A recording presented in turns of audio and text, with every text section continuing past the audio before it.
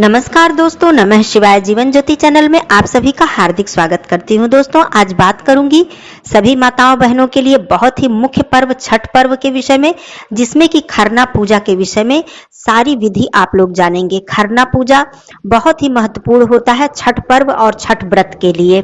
सबसे पहले नहाए खाए होता है और दूसरे दिन खरना होता है। खरना की पूजा कैसे आपको करनी है, किस तिथि पर खरना की पूजा की जाती है, और क्या आप यदि 4 दिनों का 4 दिवसीय व्रत नहीं रख पाते हैं तो केवल एक ही दिन माताएं बहनें षष्ठी व्रत अर्थात छठ व्रत रख सकती हैं या नहीं।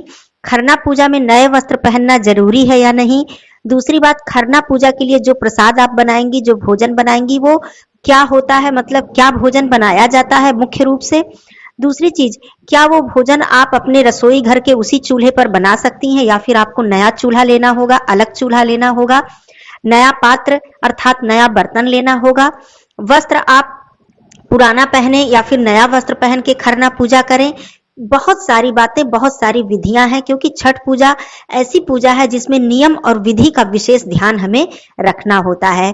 तो ये सारी बातें आप लोगों की क्लियर होंगी, सारी दुविधा आप लोगों की क्लियर होगी। साथ में भोजन बनाने के बाद आप खरना की पूजा कैसे करें, किस तरह से खरना पूजा करके प्रसाद ग्रहण करें, और खरना का जो प्रसाद होता है, जो भोजन होता है, उसे कौन बनाता है।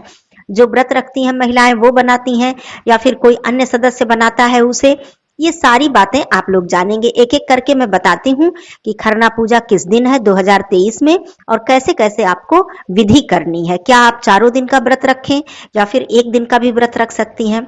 आइए जानते हैं सभी महत्वपूर्ण बातें। तो वीडियो में आप लोग अंत तक बने रहिएगा। सभी माताएं बहनें पूरी बातों को समझ लेंगी और अच्छे से खरना पूजा करके अपने व्रत की शुरुआत करेंगी। आप सभी को छठ व्रत की हार्दिक शुभकामनाएं। चैनल पे पहली बार हैं तो चैनल को सब्सक्राइब कर लीजिएगा। वीडियो पसंद आता है तो इसे एक लाइक जरूर कीजिएगा। कमेंट बॉक्स में जय छठी मैया जरूर लिखिएगा। दोस्तों, इस वर्ष 2023 में खरना पूजा 18 नवंबर को की जाएगी। इस वर्ष जो छठ व्रत की शुरुआत हो रही है 17 नवंबर से चतुर्थी तिथि की शुरुआत हो रही है, अर्थात नहाए खाए। 18 नवंबर को खरना, 19 नवंबर को जो मुख्य षष्ठी व्रत है, छठ व्रत जिसे कहते हैं, वो रहेगा, और 20 नवंबर को पारण होगा, अर्थात उगते सूर्य देव जी को अर्घ्य देकर व्रत की समाप्ति होगी। तो आज बात करूंगी खरना के विषय में। खरना के दिन सभी माताएं बहनें दिन भर उपवास रखती हैं। बहुत से लोग जल और फल ले सकते हैं, बहुत से लोग निर्जला रखते हैं। ये अपनी शक्ति सामर्थ्य के ऊपर है, या आपके यहाँ जैसी परंपरा होती है वैसा आप कर सकती हैं, क्योंकि अब बहुत ज्यादा शारीरिक क्षमता बहनों की नहीं रह गई है। तो उस हिसाब से आप लोग कीजिएगा और शुद्ध सात्विक होकर सुबह नहा धोकर अच्छे तरह से साफ सुथरे कपड़े पहन लीजिएगा। उसके बाद अब शाम की बात मैं करती हूँ कि खरना आपको कैसे करना है, खरना का प्रसाद कैसे बनाना है। देखिए, पहली बात तो खरना का प्रसाद उस जूठे चूल्हे पे अर्थात जिस चूल्हे पे आप प्रतिदिन प्रयोग कर रही हैं उस चूल्हे पर खरना का प्रसाद नहीं बनाया जाता है। नियम की मैं बात करूं, पुराने समय से जो नियम है वो नियम है मिट्टी का चूल्हा और आम की लकड़ी। आम की लकड़ी को जलाकर मिट्टी के चूल्हे पर खरना का प्रसाद बनाया जाता है। लेकिन मान लीजिए जो भी बहनें शहरों में हैं, जो बहनें, उनके लिए दिक्कत है, चूल्हा कहाँ से लाएं, चूल्हा कहाँ जलाएं, बिल्डिंग में रह रही हैं और ऐसे मकानों में रह रही हैं जहाँ चूल्हा नहीं जला सकती हैं, छोटा घर है, बाहर कहीं जगह नहीं है खुले में, तो ये सारी बहुत सारी समस्याएं हो जाती हैं। तो आपको क्या करना है कि आप एक बर्नर का चूल्हा आता है वो भी आप ले सकती हैं बहुत आसानी से, और उसमें खरना का प्रसाद आपने बनाया, छठ पूजा का प्रसाद बनाया, फिर आप उसको वैसे ही साफ करके रख दीजिए। फिर अगले वर्ष उसका प्रयोग कर सकती हैं। उस पर कोई जूठा भोजन या अन्य भोजन आप ना बनाएं, तो आपको हर वर्ष नया लेने की जरूरत नहीं पड़ेगी। अब आपको खरना के प्रसाद में, जो खरना का प्रसाद बनाया जाता है वो व्रती महिलाएं ही बनाती हैं, मतलब जिनको व्रत रखना होता है वही उस प्रसाद को बनाती हैं। मान लीजिए कोई दिक्कत है तो आप शुरुआत कर दीजिए और बाकी व्यवस्था, मतलब जो परिवार के अन्य सदस्य हेल्प कर देते हैं, तो आप बैठकर आसानी से बना सकती हैं। क्योंकि खरना का जो प्रसाद है उसमें गुड़ की खीर बनती है जिसमें कि दूध नहीं पड़ता है। गुड़ की खीर को आम बोलचाल भाषा में बखीर भी कहते हैं। हो सकता है बहुत सी हमारी बहनें जानती होंगी, क्योंकि भाई दूज पर भी हम लोग ये बखीर बनाते हैं। जो कलश का चावल होता है उसको डालकर बखीर बनाते हैं, तो वही बखीर बनती है। और रोटी बनती है जिसमें कि घी लगाया जाता है। खीर और रोटी का मुख्य प्रसाद खरना का यही होता है। नमक खाने का विधान इसमें नहीं होता है। खरना का प्रसाद जब आप साफ सुथरी स्थान पर, साफ चूल्हे पर, साफ बर्तन में, स्वच्छ होकर, साफ सुथरे वस्त्र पहनकर आप बनाइए। और सबसे पहले जो व्रत की महिलाएं होती हैं वही उस प्रसाद को ग्रहण करती हैं। लेकिन ग्रहण करने से पहले आपको खरना पूजा करना होता है। खरना पूजा आप, अब ये बात आती है कि आप नई साड़ी पहन के करें या पुरानी साड़ी पहन के करें। तो देखिए बहुत से लोग जब छठ व्रत उठाते हैं तो दो नई साड़ी का प्रयोग करते हैं। एक दिन खरना पूजा करते हैं एक नई साड़ी पहन के, और दूसरे दिन जो मुख्य षष्ठी व्रत होता है, छठ व्रत होता है जो 24 घंटे का निर्जला, उसमें फिर नई साड़ी पहनते हैं। लेकिन आप मान लीजिए एक ही साड़ी आपने लिया है तो आप खरना पूजा कोई भी साफ सुथरी या एक बार की पहनी हुई साड़ी, 2 बार की पूजा की हुई साड़ी आप पहन लीजिए और छठ व्रत में नई साड़ी पहन लीजिए। लेकिन आपको छठ व्रत में नई साड़ी पहनना ही होता है, चाहे आप सस्ती साड़ी लीजिए या महंगी लीजिए, नया वस्त्र पहनना ही होता है। नियम तो यहाँ तक है कि आप अपने बच्चों को, अपने पति के लिए, सबके लिए नया वस्त्र लें, लेकिन जैसी जिसकी क्षमता हो। लेकिन जो व्रती महिलाएं हैं, माताएं बहनें हैं, उनको तो नया वस्त्र ही पहनना होता है, ये नियम है। चाहे आपका जितना भी बजट हो उस हिसाब से आप ले सकती हैं। तो खरना पूजा, यदि आप 2 साड़ी ले ली हैं तो एक साड़ी पहनकर खरना पूजा कर लीजिए और एक साड़ी पहनकर आप मुख्य शाम का जो अर्घ्य है उसको आप कर लीजिए। और एक ही साड़ी ली है तो आप चाहें तो खरना पूजा करके पानी से उसे धुल के आप अगले दिन उसे अर्घ्य उसी साड़ी से दे सकती हैं।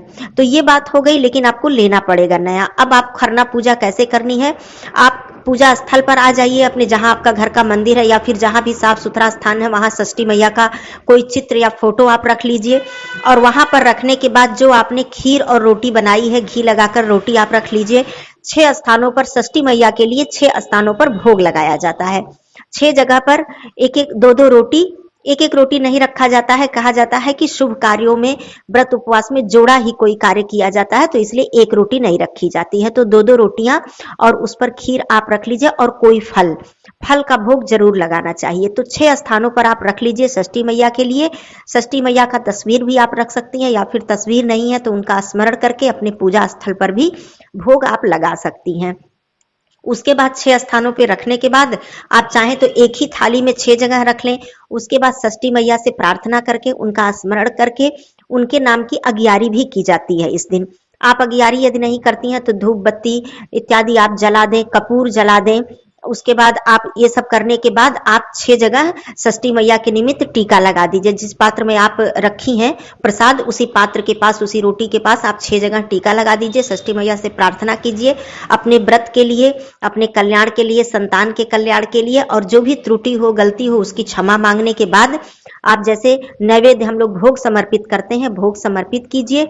उसके बाद आप अगियारी कर दीजिए। जैसा कि मैंने बताया, यदि आपके पास गाय का कंडा इत्यादि है तो अगियारी कर दीजिए, नहीं तो कपूर ही जला दीजिए। धूप बत्ती जलाकर अगियारी करके और अपना सर झुकाकर, शीश झुकाकर प्रार्थना करके फिर आप तब आप खरना के जो प्रसाद है उसको फिर आप खाइए। फिर आपके पूरे परिवार के सदस्य बाद में खाते हैं, क्योंकि कहा जाता है कि जो व्रती महिलाएं होती हैं वही सबसे पहले प्रसाद को ग्रहण करती हैं।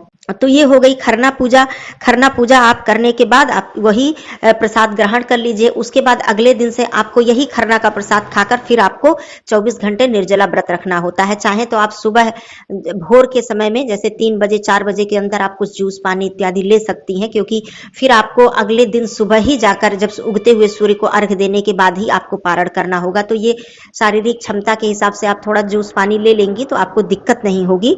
अब मैं बात करती हूँ कि क्या जो भी हमारी बहनें 4 दिन का ये नियम नहीं कर पाती हैं, जैसे कि नहाए खाए से लेकर दोनों दिन का उपवास, खरना का उपवास, फिर व्रत वाला उपवास, तो ये सारा नहीं कर पाती हैं, तो क्या एक दिन का षष्ठी व्रत, छठी व्रत कर सकती हैं? तो हाँ, आप लोग एक दिन का भी व्रत कर सकती हैं, लेकिन नहाए खाए से खरना तक आप लोगों को ये जो 2 दिन का व्रत होता है, ये व्रत आप भले ही ना करें, इसमें आप लहसुन प्याज ना खाएं, शुद्ध सात्विक भोजन करें और नहा धोकर नहाए खाए के दिन बाल को धुलकर शुद्ध सात्विक होकर आप दोनों दिन रहें। अपने जो भी जहां पे आपको रहना है, अपने कमरे को, अपने बिस्तर इत्यादि को साफ सुथरा कर ले और शुद्ध सात्विक भोजन करके, इसमें मसूर की दाल इत्यादि आप बिल्कुल ना खाएं नहाए खाए और खरना के दिन। और आप चाहें तो छठी जो व्रत है, मुख्य जो छठ व्रत है, वो आप खाली रहकर और अगले दिन उगते हुए सूर्य को अर्घ देकर आप व्रत का पारण कर सकती हैं, ऐसा भी नियम होता है। लेकिन मान लीजिए कि आपके घर के जो बड़े बुजुर्ग हैं वो किस तरह से करते आए हैं, उनसे भी आप एक बार जरूर पूछ लीजिएगा, और वो क्या कहते हैं, क्या परंपरा है आपके यहाँ की, इसको भी आप लोग ध्यान में जरूर रखिएगा। अब खरना में मुख्य प्रसाद यही है, मान लीजिए आपके घर की कुछ और परंपरा है, कुछ और बनता हो, तो उसको भी जरूर बनाइएगा। और छठी मैया को भोग लगाकर ही प्रसाद ग्रहण कीजिएगा। तो इस तरह से भी छठ व्रत किया जाता है, क्योंकि पहले के अपेक्षा अब माताओं बहनों के अंदर उतनी शारीरिक क्षमता नहीं रह गई, सबको कुछ न कुछ स्वास्थ्य संबंधी दिक्कत हो गई है। तो ये बात है, तो इसलिए आप एक दिन का भी छठ व्रत रख सकती हैं और चाहें तो 4 दिन का नियम करके भी आप लोग व्रत रख सकती हैं। नहाए खाए का क्या नियम है, क्या भोजन बनाया जाता है नहाए खाए के दिन, इसका भी वीडियो मैं दे चुकी हूँ। आप लोग नहाए खाए का पूरा नियम यदि जानना चाहती हैं तो जरूर चेकआउट कर लीजिएगा।